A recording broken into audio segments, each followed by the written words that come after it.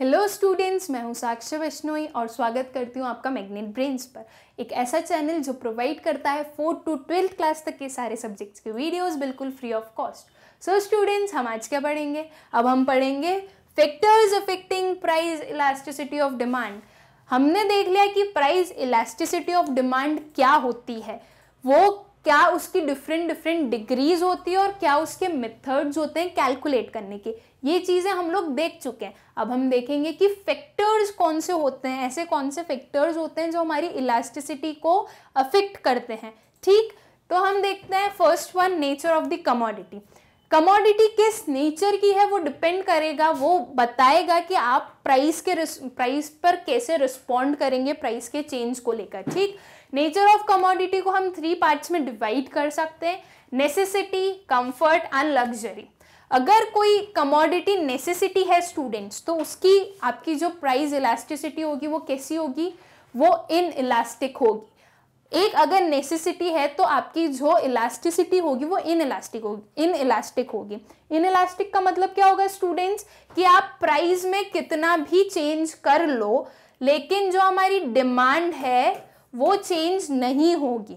Price अगर आपका 100% से भी इंक्रीज हो जाए तो भी जो क्वांटिटी डिमांडेड है वो चेंज नहीं होगी। वो चेंज क्यों नहीं होगी स्टूडेंट्स? वो इसलिए चेंज नहीं होगी क्योंकि वो नेसेसिटीज हैं, वो ज़रूरतें हैं। उन कमोडिटीज़ के कंजम्पशन के बिना हमारा सर्वाइवल मुश्किल हो जाएगा। हमें जीने के लिए कुछ चाहिए, कुछ गुड्स चाहिए, वो गुड्स नेसेसिटीज़ में आते हैं। एंड अगर उनका प्राइस इंक्रीज भी हो रहा है तो भी आपको वो खरीदने पड़ेंगे। अगर आप उन्हें नहीं खरीदेंगे, अगर आप उन्हें नहीं कंज्यूम करेंगे तो क्या होगा? आपको सर्वाइव करने में मुश्किल होगी एंड हो सकता है धीरे धीरे आप सर्वाइव करने की हालत में ही ना बचे। लाइक एग्जाम्पल के लिए लीजिए मेडिसिन, फूड। अगर आप किसी डेली बेसिस पर कोई सी मेडिसिन ले रहे हैं तो उस टैबलेट के बिना आप सर्वाइव नहीं कर सकते, वो आपको लेनी पड़ेगी जिंदा रहने के लिए। तो वो एक नेसेसिटी है। अगर उसके प्राइस में इंक्रीज हो जाए स्टूडेंट्स तो भी आपको वो कंज्यूम करनी पड़ेगी, वो पर्टिकुलर मेडिसिन खरीदनी पड़ेगी। अगर आप उसे नहीं खरीदोगे तो आप उसे कंज्यूम कैसे करोगे? तो इसका मतलब क्या हुआ कि अगर उसका प्राइस इंक्रीज भी हो रहा है तो भी उसकी डिमांड कम नहीं हो रही है। लाइक फूड अगर आप खाओगे नहीं तो आप जिंदा कैसे रहोगे? अगर आप खाओगे नहीं तो आपकी बॉडी काम कैसे करेगी? तो आपको फूड तो चाहिए होगा सरवाइव करने के लिए, जिंदा रहने के लिए। और जब आपका पेट भरा होगा तभी आप कुछ काम करेंगे और उस काम से आप आपकी इनकम जनरेट करेंगे। इसका मतलब क्या है कि आप फूड के बिना नहीं रह सकते। फूड आपकी ज़रूरत है, आपकी नेसेसिटी है। तो आपकी वो फूड अगर उसमें प्राइसेस में चेंज होगा तो भी आप उसकी डिमांड कम नहीं कर सकते। अगर आप डिमांड कम करेंगे तो क्या होगा? आप अच्छे से खाओगे नहीं, आपका पेट नहीं भरेगा, देन धीरे धीरे वीकनेस आने लगेगी और आप बीमार पड़ना स्टार्ट हो जाओगे।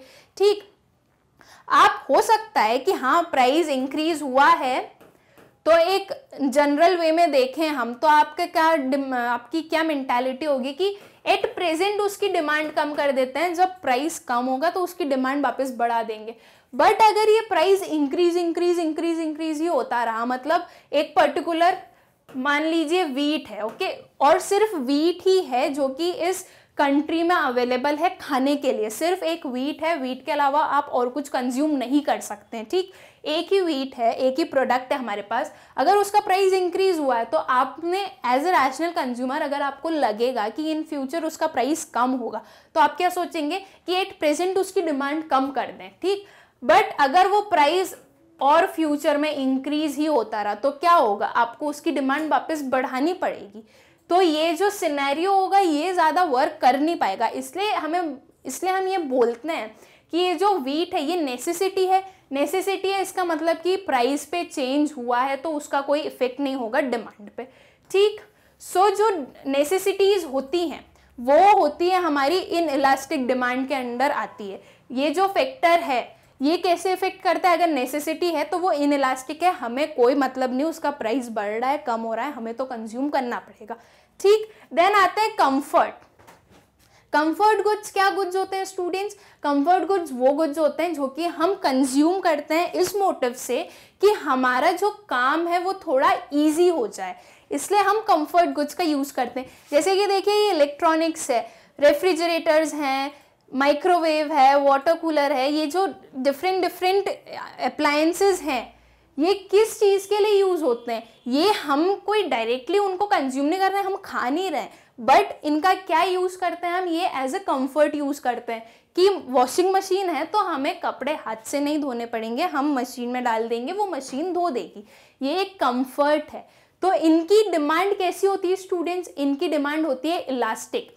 अगर इनमें थोड़ा सा चेंज हुआ है, इनके प्राइजेस में थोड़ा चेंज हुआ है, तो आपकी जो डिमांड है वो ज़्यादा चेंज होगी। अगर एक वॉशिंग मशीन थी जो कि 50,000 में मिलती थी, राइट, बहुत अच्छी वॉशिंग मशीन है, बिल्कुल एक क्वालिटी वाली, वो 50,000 में मिलती है मार्केट में, बट अब उसका प्राइस कम हो गया, उसका प्राइस कम होके 30,000 पर आ गया है, राइट।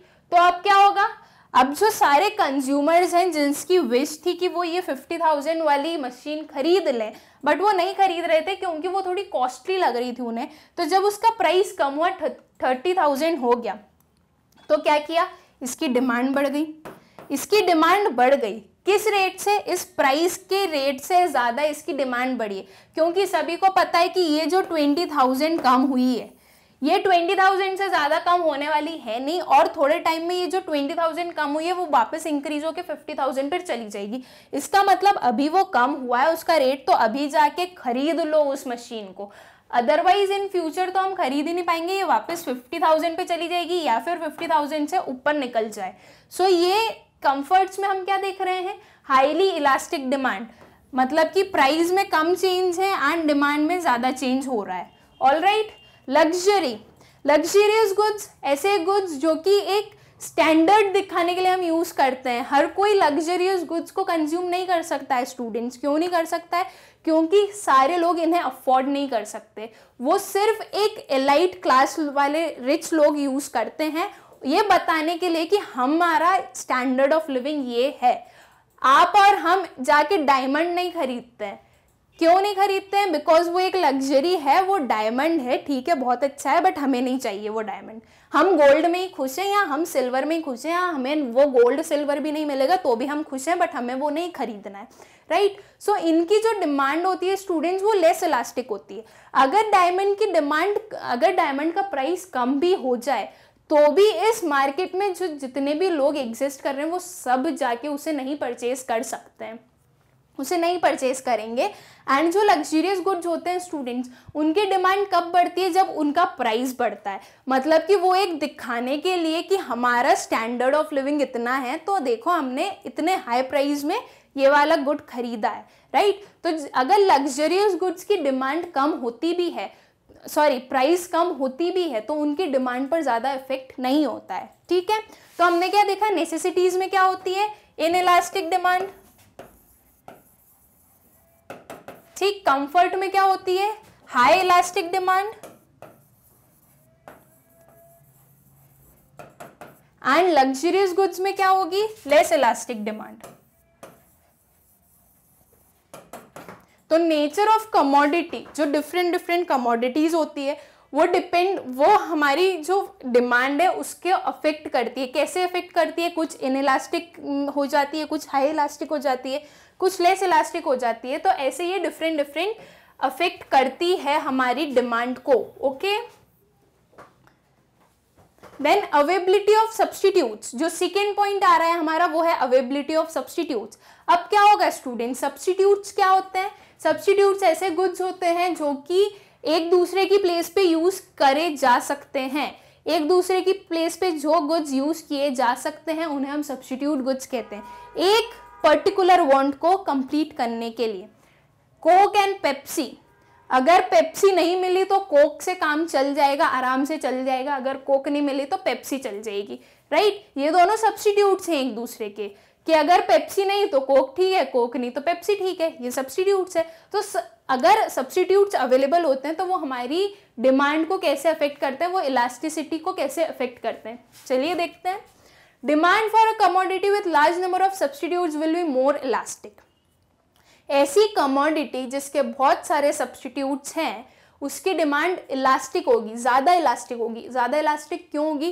पहले तो मोर इलास्टिक का मतलब क्या होगा कि प्राइस में कम चेंज है और डिमांड में ज्यादा चेंज है, राइट।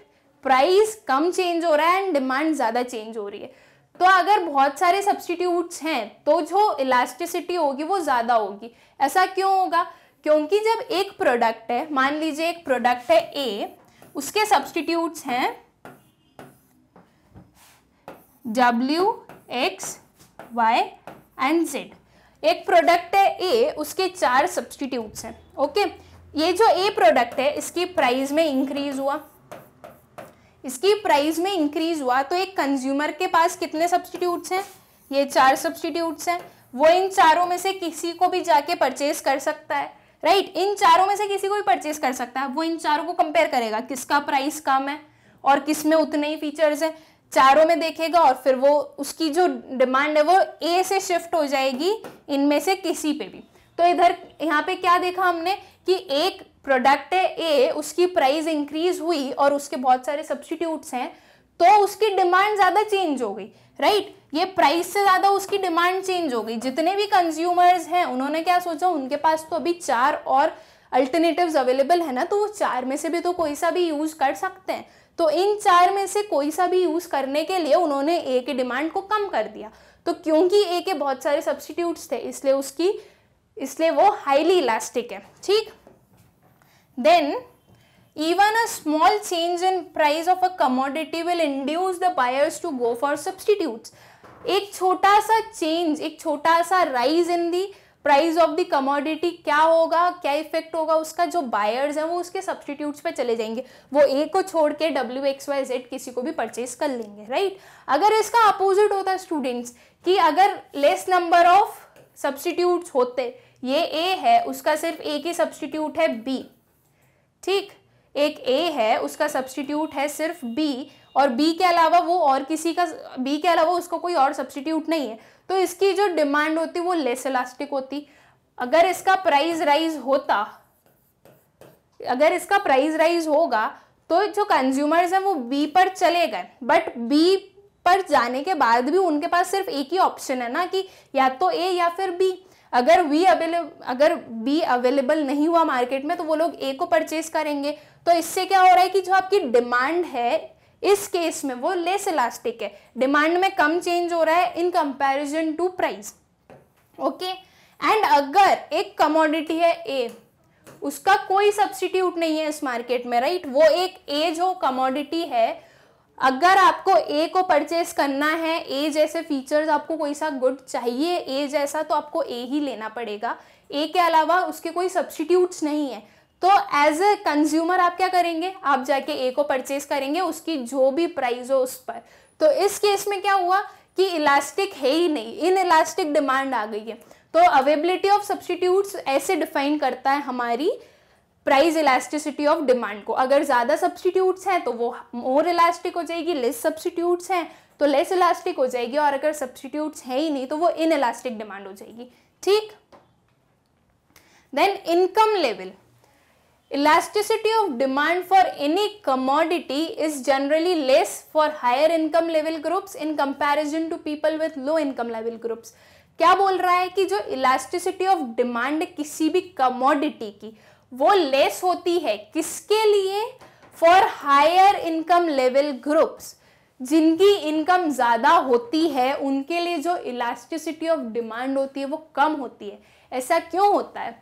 बिकॉज अगर प्राइस में कुछ चेंज हुआ है तो जिसके पास इनकम ज्यादा है उससे कोई ज्यादा फर्क नहीं पड़ेगा, राइट। अगर किसी एक कमोडिटी का प्राइस 50 से 100 हो गया है तो जिसकी इनकम 50,000 है उसके लिए ये 50 और 100 का जो डिफरेंस है वो बहुत कम है, बहुत माइनर है। तो उसके लिए ये जो 50 और 100 के डिफरेंस है जो डिमांड रिस्पॉन्ड करेगी वो बहुत लेस इलास्टिक होगी, मतलब कि कोई ज़्यादा चेंज नहीं होगा, उसे कोई फर्क नहीं पड़ता वो प्रोडक्ट 50 का हो या वो प्रोडक्ट 100 का हो, उसे तो परचेज करना है, उसने परचेज कर लिया एंड कंज्यूम कर लिया।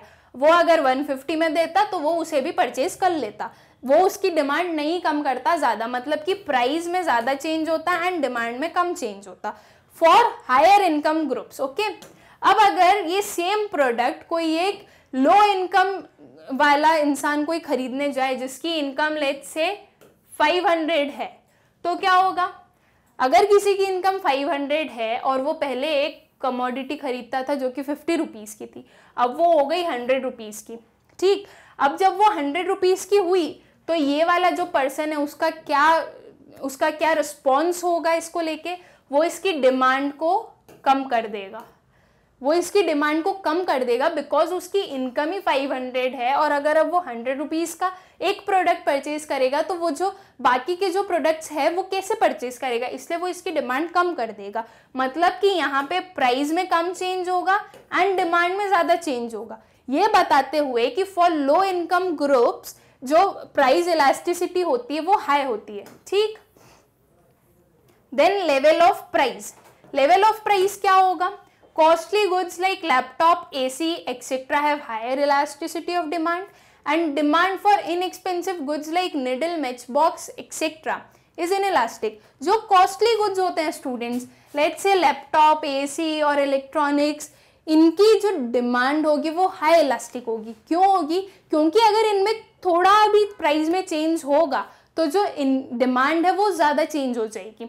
और जो इनएक्सपेंसिव गुड्स होते हैं लाइक मैचस्टिक और निडल, तो इनकी तो वैसे ही वो इनएक्सपेंसिव है, वो वैसे भी तो 5 to 10 रुपीज़ में मिल रहे थे। अगर अब थोड़ा बहुत प्राइस में चेंज हो भी गया तो वो कोई ज़्यादा हमारी डिमांड को अफेक्ट नहीं करेगा। अगर एक कोई मैचस्टिक है जो पहले 5 रुपीज़ में मिलती थी, अब वो 10 रुपीज़ में मिलने लगी है, तो हम उसकी डिमांड को कम नहीं करेंगे।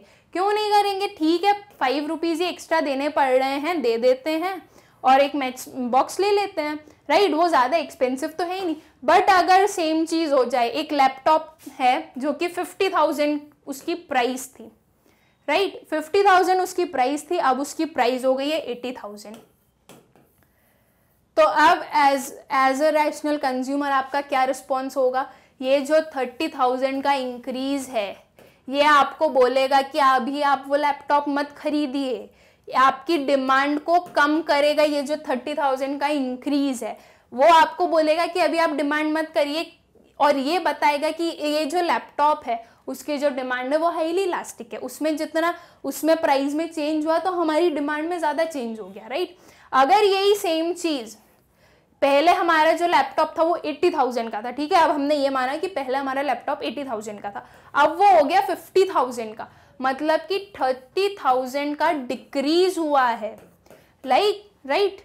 30,000 हमें कम पे करने पड़ रहे हैं सेम लैपटॉप के लिए। तो अब आपका क्या मन करेगा? अभी जाओ और इसको बाय करो, इसकी डिमांड बढ़ाओ, अभी के अभी मार्केट में जाओ और ये वाला लैपटॉप खरीद कर लाओ, बिकॉज 30,000 का फॉल हुआ है भाई। 30,000 बहुत होता है। सो ऐसे आप सोचेंगे एंड आपके जैसे सारे कंज्यूमर सोचेंगे तो क्या होगा? आपकी जो डिमांड है मार्केट में उस पर्टिकुलर लैपटॉप के लिए वो बढ़ेगी, आपके प्राइस लेवल से ज़्यादा बढ़ेगी, तो इसलिए ये हाईली इलास्टिक डिमांड होगी। सो जो लेस एक्सपेंसिव गुड्स होते हैं उनकी डिमांड लेस इलास्टिक होती है, एंड जो एक्सपेंसिव गुड्स होते हैं, जो कॉस्टली गुड्स होते हैं, उनकी डिमांड हाईली इलास्टिक होती है, ठीक। पोस्टपोनमेंट ऑफ कंजम्पशन, ऐसे गुड्स जिनको हम पोस्टपोन कर सकते हैं, जिनका कंजम्पशन, उनकी डिमांड हाई इलास्टिक होगी, और ऐसे गुड्स जिनका हम पोस्टपोन नहीं कर सकते कंजम्पशन, उनकी डिमांड लेस इलास्टिक होगी।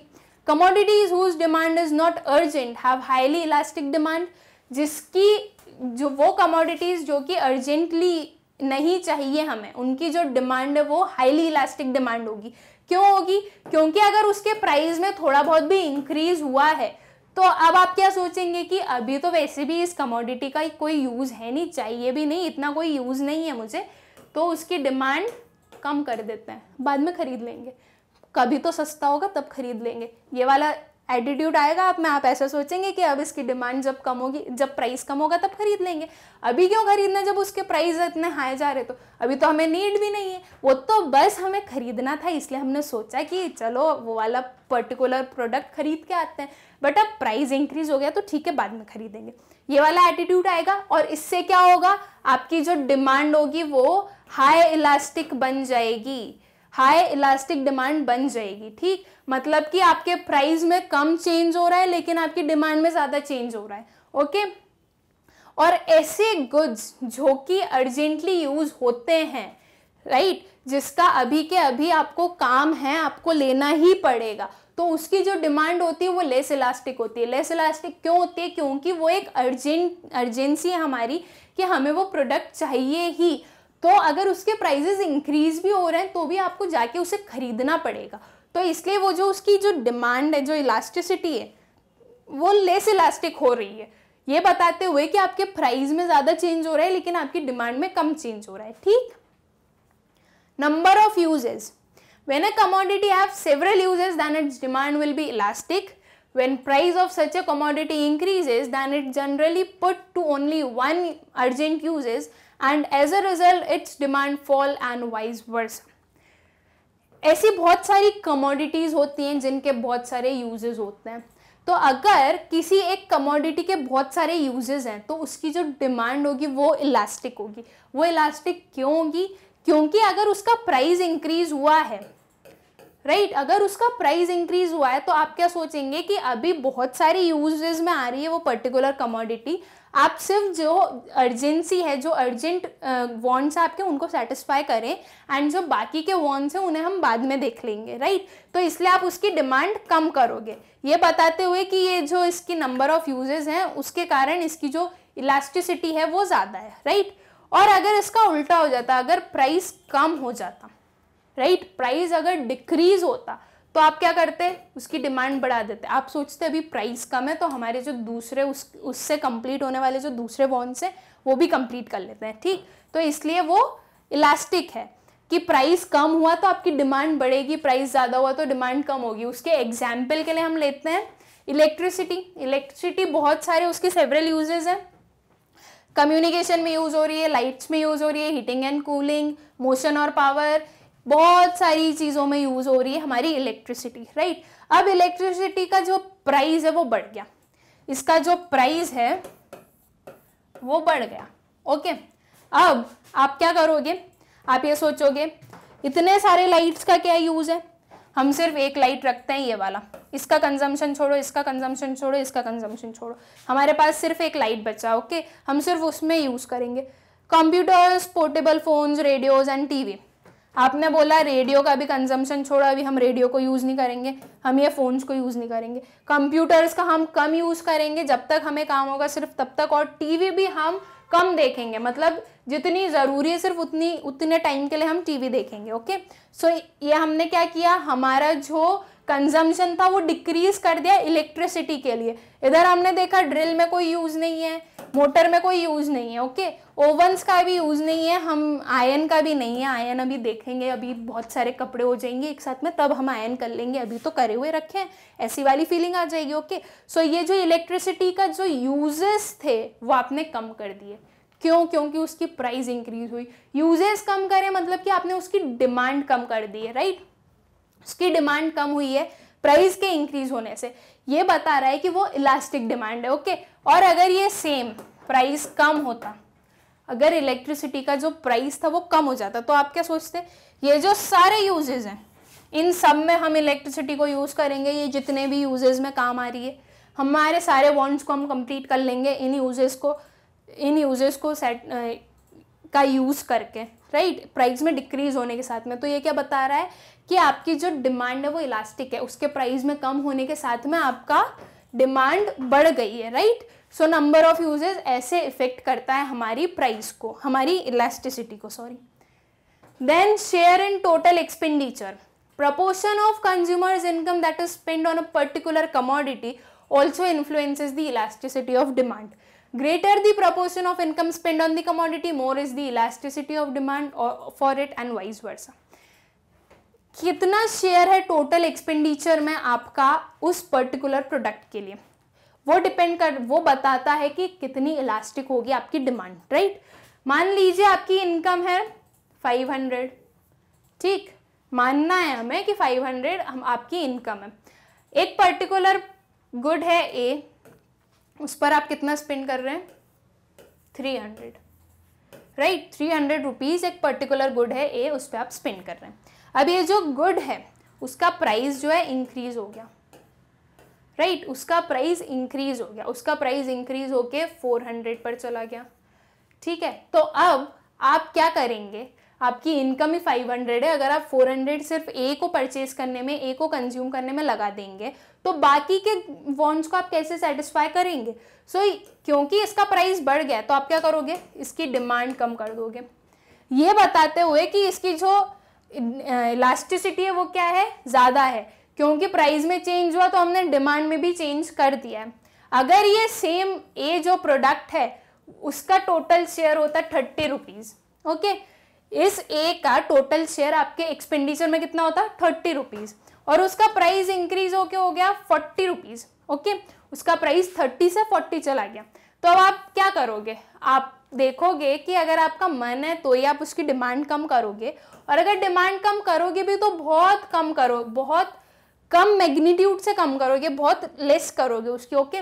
सो ये क्या बताएगा कि आपकी जो डिमांड है इस पर्टिकुलर ए के लिए वो इनइलास्टिक है, आपको कोई ज़्यादा फर्क नहीं पड़ा क्योंकि वो 30 से 40 हो गई, तो बिकॉज वो 500 में से मेयर आपके 30 रुपीज़ ही तो कंज्यूम कर रही थी और अब 40 रुपीज़, तो इसलिए वो इतना इफेक्ट नहीं हुआ उसका, ओके। सो अगर टोटल आपके एक्सपेंडिचर में किसी भी कमोडिटी का जो कंजम्पशन होता है, जो प्रपोर्शन होता है वो ज़्यादा होता है अगर, तो उसकी जो डिमांड होती है वो इलास्टिक होती है, और अगर उसका प्रपोर्शन कम होता है तो उसकी जो डिमांड होती है वो लेस इलास्टिक होती है, ठीक। Now time period, demand is generally inelastic in short period. Short period में जो हमारी डिमांड होती है वो इनइलास्टिक होती है। शॉर्ट पीरियड में डिमांड इनइलास्टिक क्यों होती है स्टूडेंट्स? इसलिए होती है क्योंकि आपको बहुत जल्दी कोई दूसरा अल्टरनेटिव नहीं मिलेगा। अगर आपके पास टाइम है सिर्फ 2 to 5 डेज का एक पर्टिकुलर काम करने के लिए, और अगर उस चीज़ का प्राइस इंक्रीज हो गया है तो आप क्या सोचोगे कि ठीक है प्राइस इंक्रीज हो गया है तो भी मुझे वो काम तो अभी ख़त्म करना है, इसलिए मुझे वो खरीदना ही पड़ेगा। एग्जाम्पल के लिए देते हैं, प्रोजेक्ट बनाना है आपको, ओके, आपकी स्कूल्स में प्रोजेक्ट देते हैं, आपको प्रोजेक्ट बनाना है, आपके पास है एट प्रेजेंट 20 रुपीज़, ठीक है, आपके पास 20 रुपीज़ है एंड 20 रुपीज़ से ज़्यादा नहीं है और ना ही आपको मिलने वाला है। हमने क्या अज्यूम किया कि आपके पास 20 रुपीज़ है, आपको आपका प्रोजेक्ट देना है 3 डेज में कंप्लीट करके, ठीक है, आपको आपका जो प्रोजेक्ट है वो 3 डेज में कंप्लीट करके देना है, मतलब कि 3 डेज में देना है, ये एक शॉर्ट पीरियड हुआ। अब आपके प्रोजेक्ट में आपको जो यूज़ होंगे materials, paper, pencil, pen, sketch pens, आपने सब कुछ खरीद लिए, बट स्केच पेन्स जो है वो रह गए।